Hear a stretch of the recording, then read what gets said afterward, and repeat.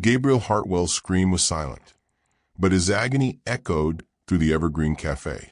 Blood trickled from his ear as the malfunctioning device sparked. His father's $3,000 suit remained pristine while his son collapsed against the table, small hands clawing at his head.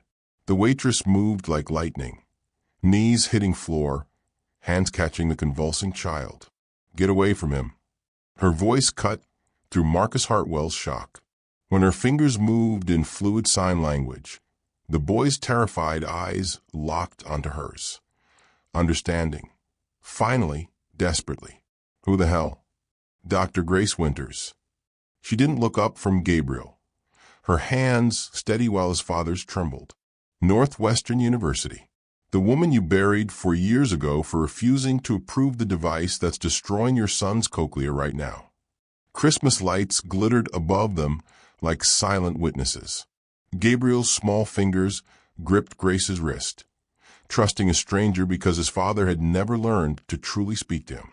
Marcus Hartwell had built a billion-dollar empire on silencing people like her. He'd just made his fatal mistake. But before I show you how this father loses everything, let me take you back to where Grace Winters learned that staying invisible could cost more than speaking truth, even when truth destroys you. December 23rd, 5:47 a.m. Grace Winters pushed through the Evergreen Café's back door into air thick with roasted coffee and cinnamon. Christmas jazz played softly from speakers wrapped in tinsel. Her shift started in 13 minutes, but she'd arrived early, like always, because being invisible meant being indispensable first. She tied her apron with practiced efficiency, fingers moving through the familiar knot while her mind ran calculations. $247.82 in yesterday's tips. Rent due tomorrow. $850. The gap between those numbers sat in her stomach like lead. Morning Grace. Rita, the manager, squeezed her shoulder. Big day. Every corporate drone in Boston wants their peppermint mocha before their holiday break. Grace forced a smile. "I've got it." And she did. By 7:15, the cafe hummed with holiday chaos. But Grace moved through it like choreographed dance. Table 6, 2 cappuccinos, 1 with oat milk, extra hot. Table 12, French press for 4. The brunette takes hers black. Table 9, the regular with the almond croissant warmed exactly 90 seconds. 32 orders memorized. Not written down. Never written down. Her hands moved unconsciously as she worked, fingers forming shapes in empty air. The ASL alphabet spelling words she didn't realize she was signing. Coffee. Order.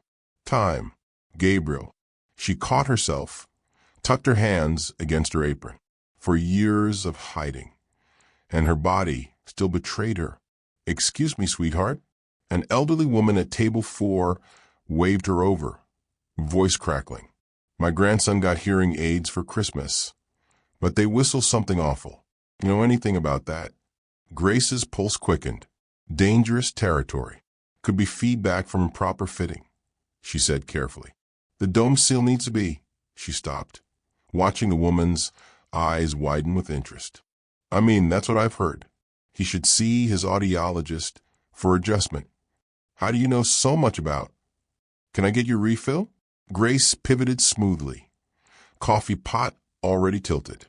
But the woman's grandson, another child suffering from easily preventable problems because people didn't understand how delicate auditory devices were, how precise the science needed to be, how many children she could help if she weren't serving coffee instead of practicing medicine. In the back room during her break, Grace opened her locker. Behind the spare uniform and tired sneakers sat a small black case. Compact, professional, expensive. Emergency audiological tools she'd kept from her former life. Otoscope, audiometer, replacement components for 3 different device models. She ran her finger across the case's edge. Just in case, she told herself. In case someone needs help and I can't walk away. 22 months in this cafe. 22 months of staying invisible while children walked past, wearing devices she knew were failing. While parents asked innocent questions she had to deflect. While her doctorate gathered dust and her hand spelled silent words in empty air. The cold December draft from the entrance cut through the back room every time the door opened. Grace's shoulders ached, not from the physical work, but from the weight of carrying expertise no one knew she possessed. Her phone buzzed. Landlord, rent tomorrow or eviction notice Thursday. Grace closed the locker, locked it, returned to the floor. She had 6 hours until end of shift. 6 hours to make enough tips to close that impossible gap. 6 hours before everything changed. Before we continue, I need you to drop below. Have you ever worked a job where you had to hide your real skills? Where people saw you as just a server, just a driver, just an assistant, while you were secretly so much more? Grace's story is about to collide with her past. And if you've ever felt invisible despite your expertise, you'll understand why what happens next matters. Keep watching. 1:37 p.m. The lunch rush peaked when the door opened, bringing a gust of bitter Boston wind and sudden, electric silence. Marcus Hartwell didn't walk into rooms. He owned them before his foot crossed the threshold. 6'2" in a charcoal cashmere coat that cost more than Grace's yearly rent. Salt and pepper hair perfectly styled despite the December storm outside. He spoke into a phone pressed against his ear, voice carrying across the cafe with casual authority. Tell the board $40 million is my final offer. They take it by year-end or the merger dies. I don't negotiate during holidays. Behind him, small and silent, Gabriel Hartwell trudged through the door. 8 years old, dark curls damp with snow, wearing a device behind his right ear that glinted under the Christmas lights. Grace's breath caught. She knew that device. She'd refused to approve it in December 2020. Rita materialized beside her, voice dropping to urgent whisper. Table 2. Marcus Hartwell. Hartwell Medical Technologies. You've seen the billboards. Giving the gift of sound. Rita's laugh was brittle, more like giving himself the gift of tax write-offs. Listen, Grace. Smile. Take his order. Don't engage. He tips well, but he's... She searched for words. Demanding. Grace watched Marcus stride toward the reserved corner booth, VIP table, never given to anyone else, while Gabriel followed 3 steps behind. The boy's shoulders hunched inward, making himself smaller. Marcus finally pocketed his phone, turned to his son. His hands moved in clumsy, abrupt signs, the kind non-native signers use when they've taken a weekend workshop but never practiced. What you want. Gabriel's response was fluid, natural, beautiful. His small hands formed complex thoughts that Marcus clearly couldn't follow. English Gabriel. Marcus's voice held exhaustion poorly masked as patience. Use your words. The boy's face shuddered. He pointed at the menu silently. Grace's hands gripped the order pad so hard her knuckles whitened. From across the cafe, she studied Marcus Hartwell's face. Strong jaw, expensive glasses, the kind of symmetrical features that photographed well for magazine covers about Boston's innovators under 50. But when he looked at Gabriel, something desperate flickered in those cool blue eyes, something that looked almost like fear. He brushed snow from Gabriel's shoulders with unexpected gentleness, adjusted the boy's collar. Real affection lived somewhere under that polished exterior, which made what he'd done even worse. Marcus Hartwell was brilliant, wealthy, powerful. He'd built a medical device empire on promises of helping deaf children hear the world. The technology worked when it was properly designed and fitted. His son wore a device Grace had proven was dangerous, and Marcus Hartwell had destroyed her career to keep that device on the market. She picked up the coffee pot, steadied her breathing, and walked toward the table where her past sat waiting. Grace approached table 2 with the server's practiced neutrality. Good afternoon. Can I start you with... Water. Sparkling. Lemon, no ice. Marcus didn't look up from his phone. And whatever pasta special you're pushing today, he'll have chicken fingers. Gabriel's hands moved quickly. I don't like. He'll have chicken fingers, Marcus repeated, dismissing his son's protest. Grace's jaw tightened. And for you, sir? She addressed Gabriel directly, hands subtly forming. What do you want? The boy's eyes went wide. Adults rarely signed to him. His hands flew. Grilled cheese. Tomato soup. Please. Grilled cheese and tomato soup, Grace said aloud, holding Gabriel's grateful gaze before Marcus could interrupt. She'd been gone 3 minutes when it happened. The spark was visible even from the counter, a brief blue flash behind Gabriel's right ear. The boy's hand shot up, touching the device. His mouth opened in a silent cry. Marcus glanced at him, annoyed. Gabriel stopped fidgeting. Another spark, brighter this time. Gabriel's small body went rigid, face crumpling in pain. Gabriel, enough. Marcus's voice sharpened. The boy grabbed his father's sleeve, tears streaming. His hands moved frantically. Hurt. Please. Hurt. Marcus caught Gabriel's wrists, holding them still. The universal gesture of hearing parents who want deaf children to stop making a scene and use words. Around them, other diners shifted uncomfortably, watching, not intervening. Grace's hands froze on the coffee pot she was refilling. 3 voices warred in her head. Survival, walk away. You've rebuilt a life from nothing. He'll destroy you again. You have rent due tomorrow and nowhere else to go. Medical oath. That child is in pain. That device is malfunctioning. You took an oath to do no harm, even when it costs you everything. Justice. This is your moment.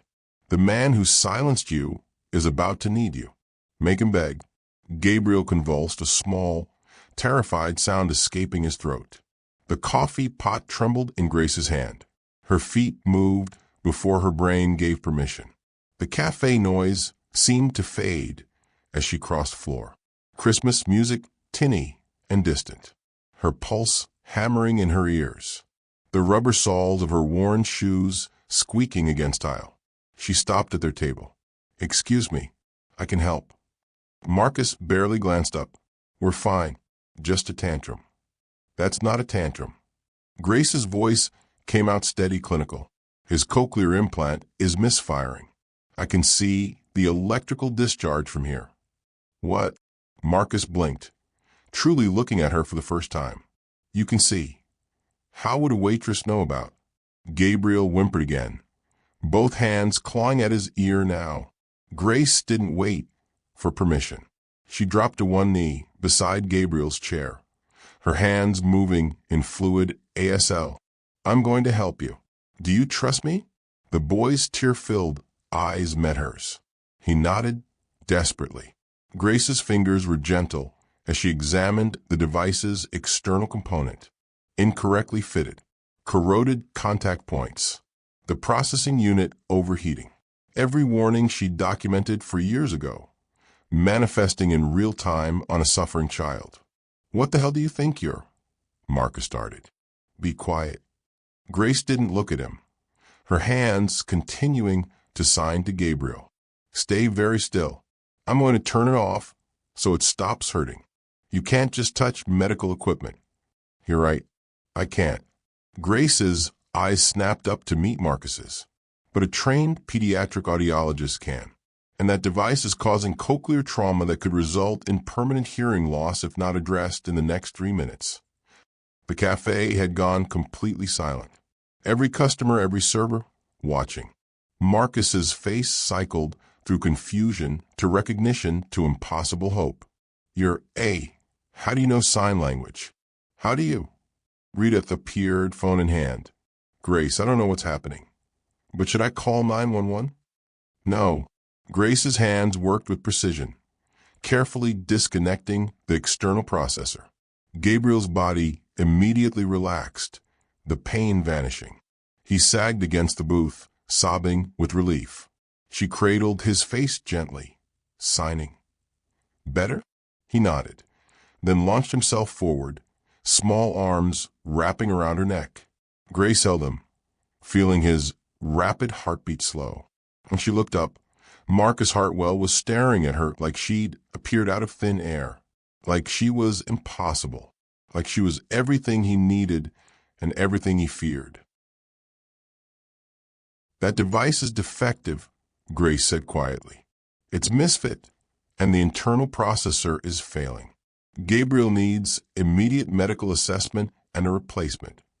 She paused, watching comprehension dawn in Marcus's eyes. "But you already knew those devices were defective, didn't you, Mr. Hartwell?"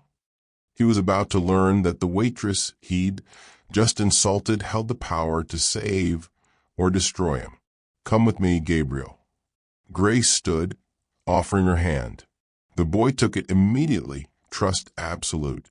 Marcus shot to his feet. "Where are you taking my son?" Quiet corner, away from audience. Grace gestured to the dozen phones, now pointed at them. "Unless you want this on social media, before your PR team can spin it." She guided Gabriel to the empty booth beside the Christmas tree, its twinkling lights reflected in the boy's wet eyes. From her apron pocket, she pulled a small penlight, one of 3 tools she carried even in exile. "I'm going to look in your ear. IT won't hurt." Her hands moved with practiced compassion. Gabriel nodded, tilting his head. Grace conducted a quick examination while Marcus hovered, torn between authority and helplessness. She could feel his confusion radiating like heat. His son was responding to this stranger with more ease than he'd ever shown his own father. "External inflammation, likely from electrical burns," Grace murmured, more to herself than Marcus. "Cochlear membrane damage possible. He needs a CT scan and immediate consultation with a neurologist." How Marcus's voice cracked. "How do you know this?" Grace continued signing to Gabriel. "Your dad loves you. He's worried. Can you tell him how long your ear has hurt?" Gabriel's hands moved. 3 weeks. Didn't want to make him sad. The words hit Marcus like a physical blow. 3 weeks? "Gabriel, why didn't you tell me?" "Because you don't understand me." The boy signed to Grace, not his father. "What did he say?" Marcus demanded. "What did my son just say?" Grace straightened slowly, meeting his eyes directly for the first time. Something in her expression made him step backward. "He said you don't understand him." Her voice was surgical precise. "Because you never learned proper ASL. You took a weekend crash course and convinced yourself it was enough." "Who are you?" The question came out strangled. Real credentials. Now, this was it. The cliff edge. Jump or retreat. Grace chose truth. Dr. Grace Winters. She watched his face carefully. Northwestern University, Pediatric Audiology. Johns Hopkins Fellowship in Cochlear Implant Technology. 14 published papers on device safety. She paused, letting each word land. "You might remember me from Hartwell Medical Technologies." December 2020. "The senior audiologist who refused to sign your FDA approval documents." The color drained from Marcus Hartwell's face. December 2020. Hartwell Medical's gleaming office overlooking Boston Harbor. Grace standing before Marcus's desk with clinical trial results. "These devices are failing at a 23% rate," Grace said. Spreadsheets laid out like evidence at trial. "Children are experiencing cochlear inflammation, processor malfunctions, feedback loops causing pain. I cannot certify these for market release." Marcus leaned back in his leather chair. "Dr. Winters, I respect your caution, but we've invested $60 million in development. Our projections show." "I don't care about your projections." Grace's voice stayed level. 14 children in trials have reported complications. 14.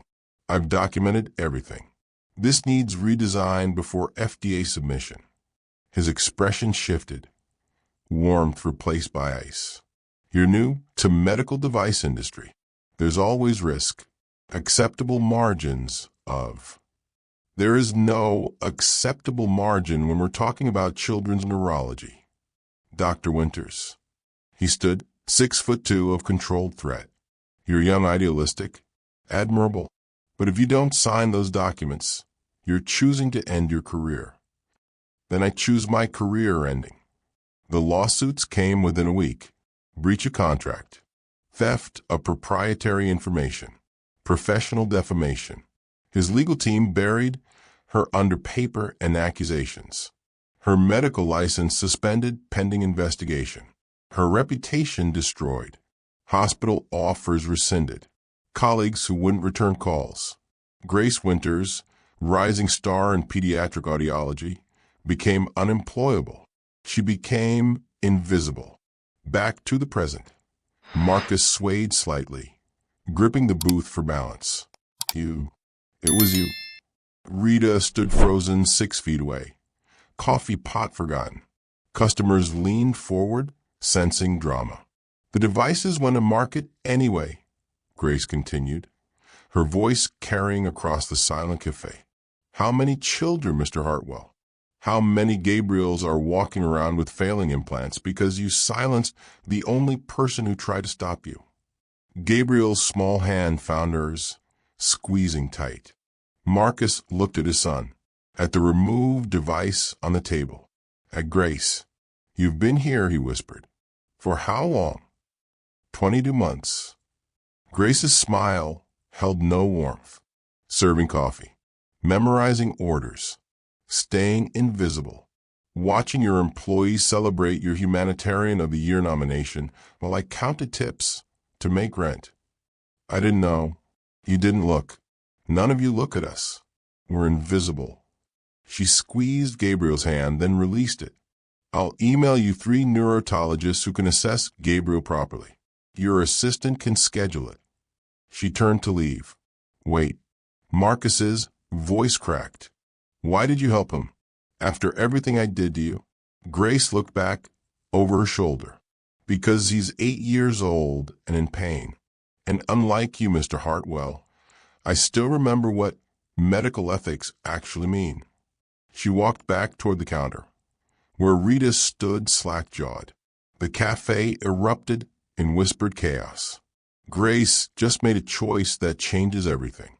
She exposed herself to the man who destroyed her career, not for revenge, but to save his son. Before we continue, I need to know, was she right? Should she have stayed hidden, protected herself, kept building her case in secret? Or was helping that child worth the risk of losing everything again? And here's why you need to subscribe right now. Marcus Hartwell's next move is calculated, cruel, and completely unexpected. He's not going to let a waitress embarrass him publicly without consequences. What happens in the next section will shock you, because it's not what you think. Hit subscribe so YouTube knows you're invested in the story. Because if you're not subscribed, the algorithm might not show you other stories like this. Grace's studio apartment felt smaller at night. 1 room, kitchenette in the corner. A single window overlooking an alley where Christmas lights from neighboring buildings cast colored shadows across her walls. She bought a small tree from the discount lot, $1.15, half dead, leaning sideways. It sat on her desk beside her laptop, decorated with paper snowflakes she'd made from old medical journals. Gabriel's face wouldn't leave her mind. The relief when the pain stopped. His small arms around her neck. The trust in his eyes. She could help him. Permanently. Properly fitted device. Ongoing care. Speech therapy integration. She had the expertise. But using it meant staying visible. Staying vulnerable. Grace opened her laptop, needing distraction. Her search history already knew what she was looking for. Marcus Hartwell. The first result made her stomach drop. Boston Magazine. Humanitarian of the Year. Marcus Hartwell's gift to deaf children. The gala was tomorrow night, December 24th, Christmas Eve. Boston Harbor Hotel, black tie, $1,000 per plate. All proceeds going to the Hartwell Foundation for Pediatric Hearing.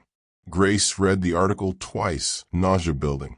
Photos of Marcus with deaf children, signing clumsily. Quotes about giving back, and every child deserves to hear their parents say, "I love you." Built on devices she'd proven were dangerous. Her phone buzzed. Unknown number. She almost didn't answer. Grace. The voice was familiar, careful. It's Jonathan Shin, her former colleague. They'd worked together at Hartwell Medical before everything imploded. "How did you get this number?" "I've always had it. Listen, I saw what happened today. It's all over internal channels. Someone filmed Marcus's son having a device malfunction and you stepping in." He paused. "Grace, his legal team is looking for you. They know your name now. They're building a case for harassment, practicing medicine without a license, violating non-disclosure agreements." "I signed nothing. They'll create something to sign. They're scared, Grace. You exposed him in public, made him look incompetent in front of his son." Another pause. "But here's the thing. I still work there. I've seen the reports. You were right. Every single thing you said 4 years ago was right. Those devices are failing at 31% now. 31%, Grace." Her hands trembled. 31. "I kept copies, internal memos, test results, everything they buried. If you're planning something, if you're finally ready to fight, I'll testify." Grace looked at her Christmas tree, at the flash drive sitting beside it, containing 4 years of gathered evidence. "The gala," she said quietly. "Tomorrow night. That's where I do it. Grace, security will throw you out before you reach the door. Then I'll go in the back, as staff." She smiled without humor. "I'm very good at being invisible." Marcus Hartwell's penthouse office occupied the entire 42nd floor overlooking Boston Harbor. Floor-to-ceiling windows. Modern art that cost more than most people's houses. A view that made visitors dizzy. Tonight it felt like a cage. He sat at his desk, whiskey untouched, laptop screen glowing. Search results for Grace Winters, audiologist, filled the page. Northwestern University. Graduated summa cum laude. Johns Hopkins Fellowship. 14 published papers on cochlear implant safety. He'd read 3 now, barely understanding the technical language, but grasping enough to feel sick. She'd been brilliant. She'd been right. He'd destroyed her anyway. His phone buzzed. Kenneth Torres, his lead attorney. "The Waitress problem," Kenneth said, without preamble. "We've got options. Cease and desist for practicing medicine without license renewal. Hers expired during the litigation. Harassment claim based on unwanted contact with your minor child. We can bury her again, Marcus. Quietly this time. She saved my son." Silence on the line. "She saved Gabriel," Marcus repeated, the words tasting like ash. The device was failing. She knew instantly. "I didn't even know." "Marcus, this woman has an axe to grind." Today was calculated. She waited for maximum public exposure. "Because I gave her reason to." He closed the laptop. "Find her contact information. I want to talk to her directly." "That's a terrible." "Do it, Kenneth." After the call ended, Marcus walked down the hall to Gabriel's room.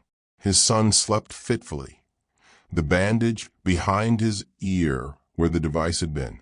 Even in sleep, Gabriel's face held tension Marcus had never noticed before. How long had his son been in pain? 3 weeks, Grace had said. 3 weeks of Gabriel suffering silently because Marcus didn't know enough sign language to understand his child's words. On the nightstand sat a photo of Elena, Marcus's late wife, taken 2 weeks before Gabriel's birth, before the complications, before Marcus became a single father who built an empire on promises he couldn't keep. I was supposed to help them, he whispered to her photo. You made me promise. Help deaf children hear their parents. Instead, I'm hurting them. Elena's frozen smile offered no comfort. The device Grace had removed sat on his desk in a plastic bag, evidence of his failure as both father and innovator. Tomorrow was the gala, his humanitarian award, his public celebration. Grace Winters knew the truth about his devices, and he was terrified of what she'd do with that knowledge. The Boston Harbor Hotel glittered like a jewel box on Christmas Eve. Ice sculptures flanked the entrance. Valets parked Teslas and Mercedes. Women in evening gowns stepped carefully across salted pavement, diamonds catching streetlight. Grace entered through the service entrance wearing black pants and a white button-down borrowed from Rita. A borrowed catering badge clipped her collar. Hair pulled back, head down, invisible again. The ballroom was breathtaking. Crystal chandeliers dripped light across tables set with gold-rimmed china. A string quartet played Vivaldi. The city's elite mingled in clusters. Tech CEOs, politicians, society pages regulars, all paying $1,000 per plate to celebrate Marcus Hartwell's generosity. Grace circulated with a champagne tray, catching fragments of conversation. His foundation has helped over 500 children. Such tragedy, losing his wife, raising that deaf son alone. Hartwell Medical stock is up 34% this quarter. Her hand stayed steady even as rage burned in her chest. At the head table, Marcus sat in a tailored tuxedo, looking every inch the humanitarian billionaire. Gabriel sat beside him in a small suit, silent and withdrawn without his device. A translator sat on the boy's other side, signing occasionally, mostly ignored. Grace positioned herself near the back wall as dinner service began, waiting. Marcus stood to speak after the main course. Applause rippled through the room. "Thank you all for being here tonight," he began, voice warm with practiced humility. "4 years ago, I made a promise to my late wife Elena. If I had the resources to help deaf children experience the joy of hearing, I would dedicate my life to that mission." Grace's fingernails bit into her palms. "Tonight, I'm honored to accept this humanitarian award. But the real heroes are the 500 families whose children now hear their parents say, 'I love you,' thanks to Hartwell Medical Technologies." Applause. Standing ovation. Camera flashes. Grace set down her tray and walked forward. The movement caught eyes. A server approaching the head table. Security tensed. "Mr. Hartwell." Her voice cut through the applause. "I have a question about those 500 families." Marcus's smile froze. Recognition dawned. "This is a private event. How many of those 500 children are experiencing device failures?" Grace continued, voice projecting clearly. Years of medical presentations made her comfortable with hostile audiences. "How many have reported pain, inflammation, cochlear trauma?" "Security," Marcus gestured. 31%. Grace pulled a folded paper from her pocket. "According to internal Hartwell medical reports from August 2024, 31% of your devices are failing within 18 months. That's 155 children suffering from preventable complications." The ballroom went silent. Phones appeared, cameras pointing. A woman stood at table 7. Dr. Patricia Chun. Grace recognized her from medical conferences. Former Hartwell Medical Board member who'd resigned abruptly last year. "Her credentials are legitimate," Dr. Chun said, voice steady. Dr. Grace Winters was senior audiologist at Hartwell Medical until she was terminated for refusing to approve unsafe devices. I resigned because I couldn't stomach what they did to her, or to those children. Gasps rippled through the crowd. This is harassment, Marcus snapped, but his voice lacked conviction. Dr. Winters is a disgruntled former employee spreading lies. I have their medical records. Grace pulled a second paper from her pocket. Anonymize HIPAA-compliant. 14 children who suffered because you prioritized profit over safety. Would you like me to read their stories? Here's one. Mia Anderson, age 6. Device failure caused cochlear infection requiring surgical intervention. She's deaf in that ear now. Permanently. The silence was absolute. Champagne glasses forgotten. Forks suspended midair. Here's another. David Liu, age 7. Processor malfunction caused electrical burns. 3 surgeries to repair tissue damage. Stop. Marcus's voice cracked. Grace locked eyes with him. Should I continue? I have 12 more. Or should we talk about Gabriel, your son, who wore a failing device for 3 weeks because you didn't understand when he tried to tell you he was in pain? Gabriel stared at his father, small face unreadable. A champagne glass shattered. Someone's hand trembling. The sound echoed like a gunshot. Marcus stood slowly. You have no right to bring my son into... You brought him into it. Grace's voice stayed level, surgical. You used him as a prop for your humanitarian image while selling defective devices to hundreds of other families. Gabriel deserves better than a father who profits from his pain. Security moved forward, but Dr. Chen blocked them. Other attendees murmured, uncertain. Tomorrow morning, Grace said, I'm delivering all of this to the FDA, the Medical Licensing Board, and every journalist in Boston. Everyone will know the truth about Hartwell Medical Technologies. She turned to leave. Wait. Marcus's words stopped her. His face had drained of color. If you do this, you'll destroy more than me. The foundation, the legitimate research, jobs, families whose children genuinely need. Then you should have built it on truth instead of lies. Grace's smile held no warmth. Merry Christmas, Mr. Hartwell. The cold December air hit her face as she pushed through the ballroom doors. Behind her, chaos erupted, voices rising, phones calling, Marcus Hartwell's humanitarian image crumbling in real time. Grace's hands shook with adrenaline as she walked through the lobby. She'd done it, exposed him publicly. No taking it back now. Tomorrow war began. Christmas Eve morning arrived with the eviction notice. 72-hour warning. Taped to Grace's apartment door. Red letters spelling out the end of even this small refuge. Her phone had been ringing since 6 a.m. Unknown numbers. Kenneth Torres, Marcus's attorney, leaving increasingly aggressive voicemails. Dr. Winters, we can resolve this quietly. Mr. Hartwell is prepared to offer $500,000 in exchange for a signed NDA and your agreement to cease all public statements. This offer expires at 5 p.m. today. $500,000. Grace sat on her bed, a mattress on the floor really, and stared at the number written on the paper Kenneth had couriered over. $500,000 could rebuild her life, pay off debts, start fresh somewhere else. Disappear properly this time. All she had to do was stay silent about children being harmed. Her laptop showed 17 missed calls from journalists.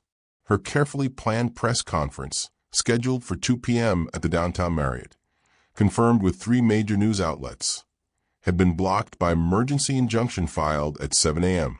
Hartwell's lawyers were faster than she'd anticipated. A knock on her door. Grace opened it to find Rita, still in her café apron, holding a white envelope.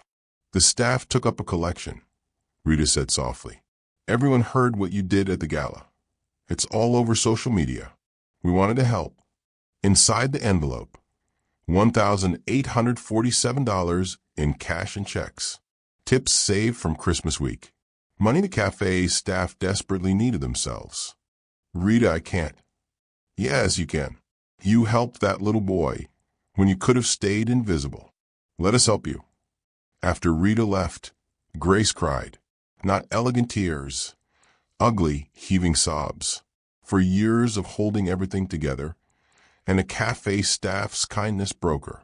She looked at the flash drive sitting on her desk. For years of evidence. Internal documents, whistleblower testimonies, medical records, every email she'd saved before they terminated her access. And one more thing. Grace opened the file labeled Mia Anderson. Personal letter, Doc. Dear Dr. Winters, my name is Mia. I'm 10 now. When I was 6, I got a device to help me hear. It broke and hurt me really bad. The doctor said I can't hear in that ear anymore ever. My mom says you tried to stop the bad devices. She says you lost your job trying to protect kids like me. I wanted to say thank you. Even though it didn't work. You tried. That matters. Love, Mia. The letter was 3 years old. Mia's mother had tracked Grace down, sent it to her before she disappeared into service work. Grace had carried it ever since. Okay, she whispered to the empty apartment. Okay. She couldn't do a press conference, but she did need one. Grace opened her laptop, pulled up the FDA whistleblower portal, the Medical Licensing Board complaint system, the Massachusetts Attorney General's Office anonymous tip line. She uploaded everything, every document, every testimony, every piece of evidence. Then she called Jonathan Shum. I offered to testify? I'm taking you up on it. Grace, they blocked your press conference. I know, so we go around them, directly to the regulators. Can you meet me at the FDA field office in an hour? Silence.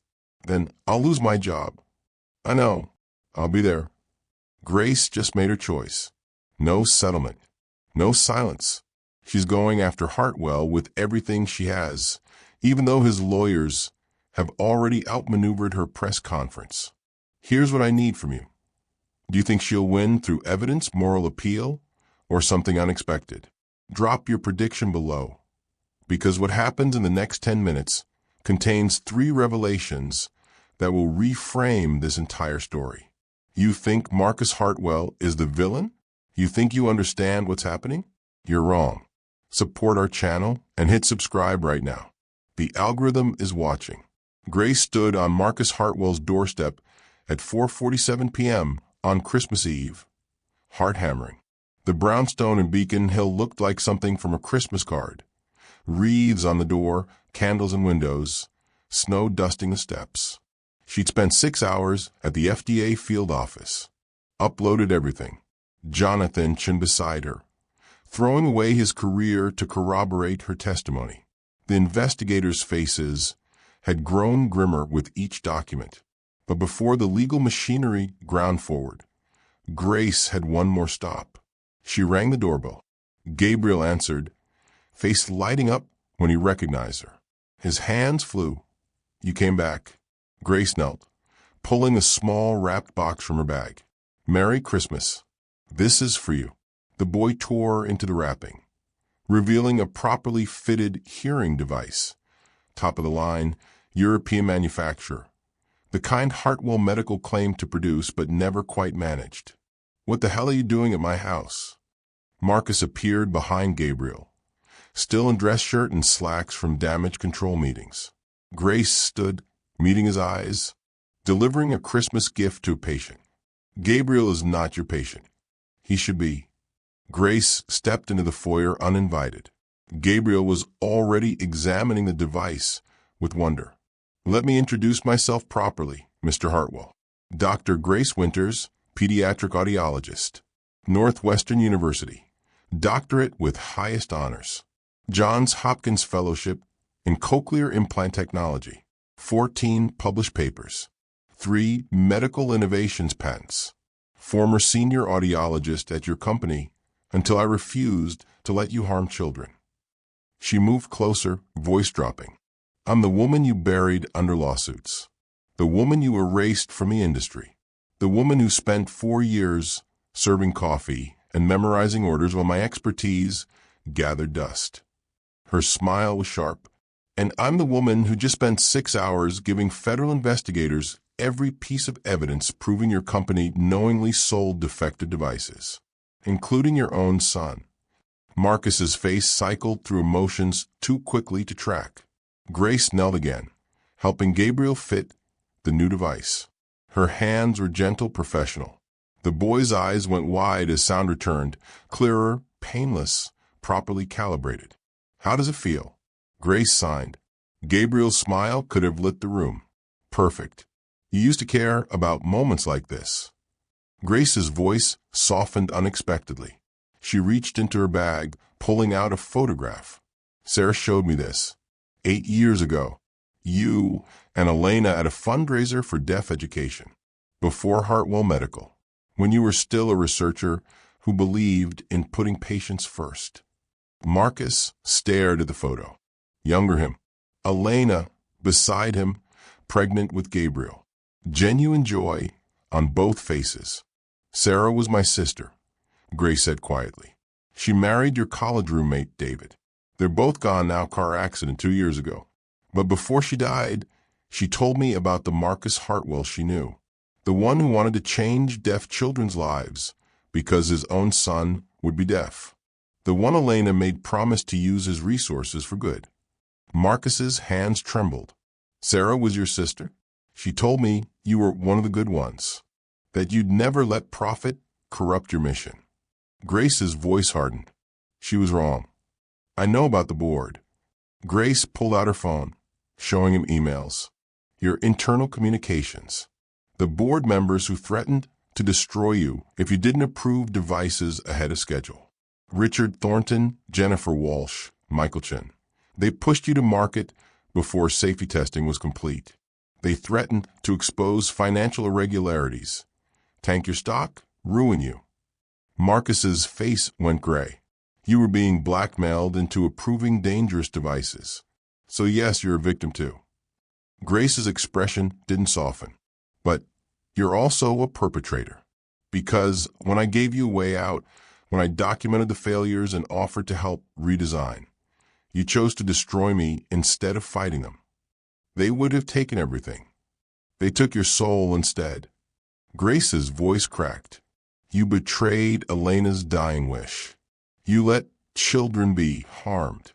Your own son wore a failing device for weeks because you were too afraid to admit you'd built your empire on lies. Marcus Hartwell broke. Not elegant, not graceful. He sank onto his stairs, head in hands, shoulders shaking. Elena made me promise, he whispered. The day Gabriel was born, she knew she wouldn't make it. She made me promise to help deaf children hear their parents say, I love you. And instead, He looked at Gabriel, who watched with wide eyes. I hurt them. I hurt my own son. Dad.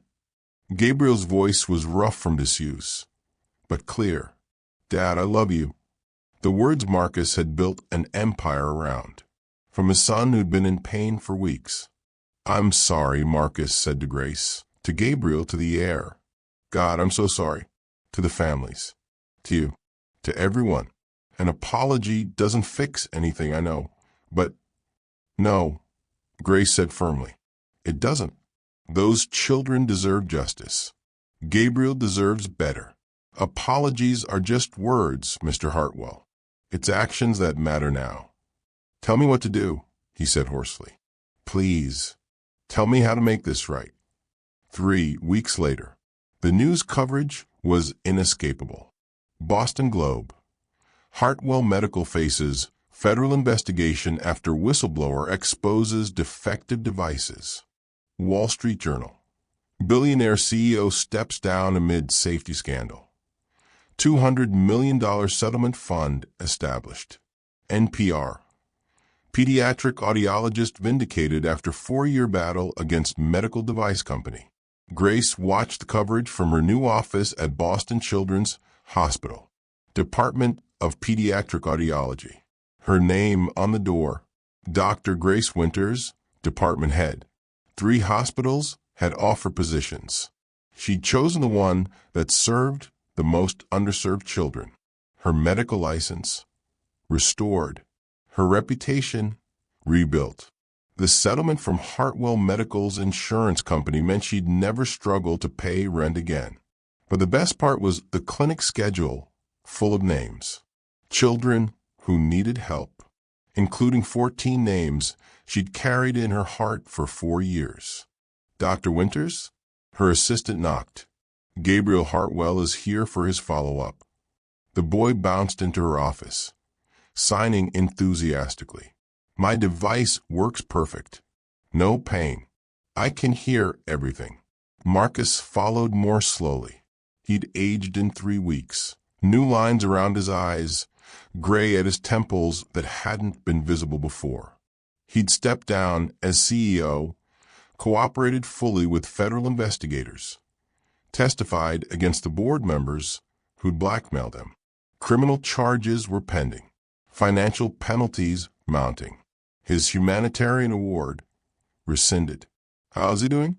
Marcus asked quietly. Perfectly. Grace finished her examination. The European device is calibrated correctly. No inflammation, no damage progression. He'll need regular checkups, but his prognosis is excellent. Thank you. Marcus's voice was rough. For everything. For not giving up. For saving him. Grace met his eyes. I didn't do it for you. I know. He watched Gabriel play with toys in the corner. My sentencing is next month. My attorney thinks 18 months minimum, possibly 3 years. Good. The word hung between them. For what it's worth, Marcus said, I'm setting up a Real Foundation. All my personal assets, not Hartwell Medical money mine, for children harmed by medical negligence. Your name is on the board if you'll accept. I'll think about it. Grace handed him paperwork. Gabriel needs to come back in 6 weeks. As they left, Gabriel turned back, signing. Thank you for being my doctor. Grace signed back. Thank you for trusting me. Rita texted an hour later. Café misses you, but we're all so proud. You did it. Grace smiled, looking at the framed photo on her desk, her old evergreen café apron beside her white medical coat. Both parts of her journey. Justice wasn't perfect. Marcus would face consequences. But children were safe now. Grace had her career back, but for years remained lost. Sometimes victory was bittersweet, but it was still victory. Grace Winters spent 1,460 days invisible, serving coffee, counting tips, hiding her doctorate while she gathered evidence that would expose a billion-dollar medical fraud. Her journey from waitress to whistleblower cost her everything, and gave her everything back. If Grace's story moved you, if you've ever been underestimated, dismissed, or rendered invisible despite your expertise, this is your community. Subscribe right now if you believe invisible people deserve to be seen. And drop below, what hidden expertise do you have that would shock people who only see your job title? What skill are you carrying in silence? I read every comment. Your story might be next. Because everyone deserves to be seen for who they really are, not just how the world has labeled them. 6 months later, Boston Children's Hospital hosted its annual fundraiser on a perfect June evening. Grace stood in the courtyard garden, watching the sun set over the city. Dr. Winters, Gabriel ran toward her, now 9 years old, taller, confident. He volunteered in her clinic every Saturday as junior ASL interpreter. His signing was flawless. Someone wants to OC you. Marcus Hartwell stood at the garden entrance, hesitant. He'd served 6 months, been released early for cooperation.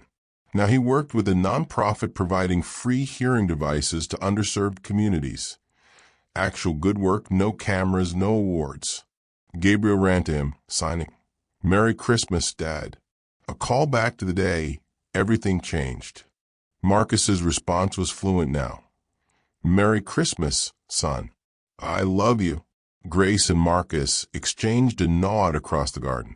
Not forgiveness, Too much damage remained, but acknowledgement of growth, of second chances earned through action, not words. In her office, Grace's white medical coat hung beside her framed evergreen café apron. Below it, a photo of 14 children, the ones who'd inspired her fight.